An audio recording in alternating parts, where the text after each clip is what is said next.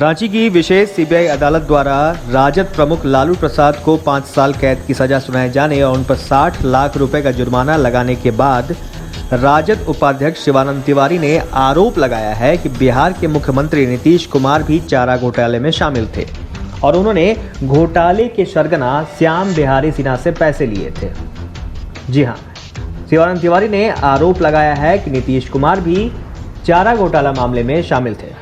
शिवानंद तिवारी का यह बयान नीतीश कुमार के ये कहने के बाद आया कि जो नेता लालू प्रसाद के खिलाफ याचिका दायर करने में शामिल थे वो पार्टी के सलाहकार के तौर पर काम कर रहे हैं और उनके करीब बैठे हैं।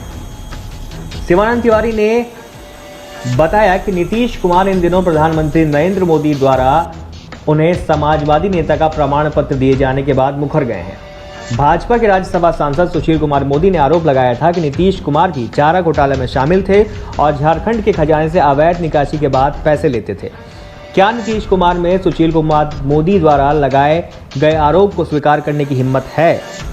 मैं सुशील कुमार मोदी को फिर से नीतीश कुमार पर लगाए गए आरोपों को दोहराने के लिए चुनौती दे रहा हूं। तिवारी ने आगे कहा कि श्याम बिहारी सिन्हा चारा घोटाले के सरगना थे। क्या नीतीश कुमार इस बात से इनकार कर सकते हैं कि वो अपने पूरे जीवन में श्याम बिहारी सिन्हा से मिले ही नहीं हैं? मैं चुनौती दे रहा हूं कि श्याम बिहारी के साथ उनके करीबी संबंध थे और उन्होंने इस मामले में रिश्वत ली थी।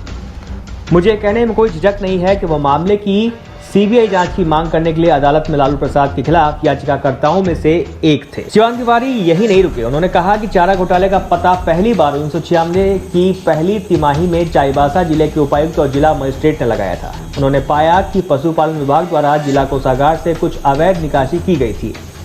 मामला के बिहार वित्त सचिव BS दुबे तक पहुंचा। उस समय लालू प्रसाद सत्ता में थे। उन्होंने मामले की जाँच के निर्देश दिए थे।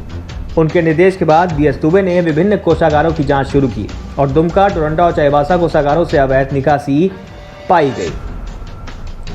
वहीं उन्होंने आगे बताया कि विपक्ष में नेताओं को अनियमितता नहीं मिली। यह चाईबासा के डिप्टी कलेक्टर द्वारा पाया गया।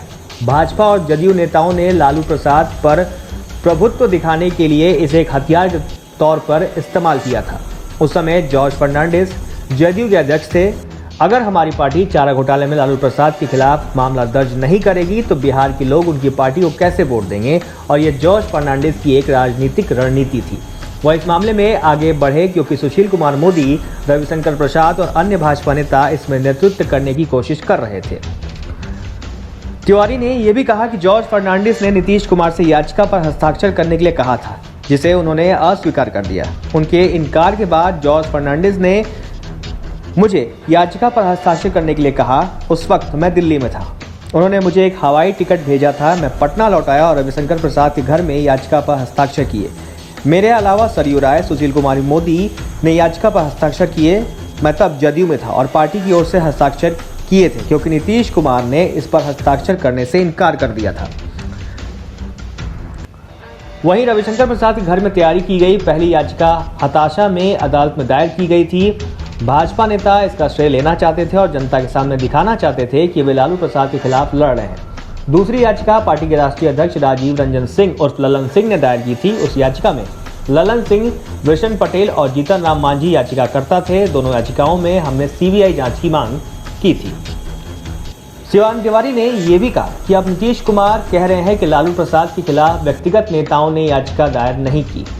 यह पार्टी का फैसला था। लालू प्रसाद उस समय बिहार के सबसे मजबूत नेता थे। जदयू में उन्हें हराने की हिम्मत नहीं थी।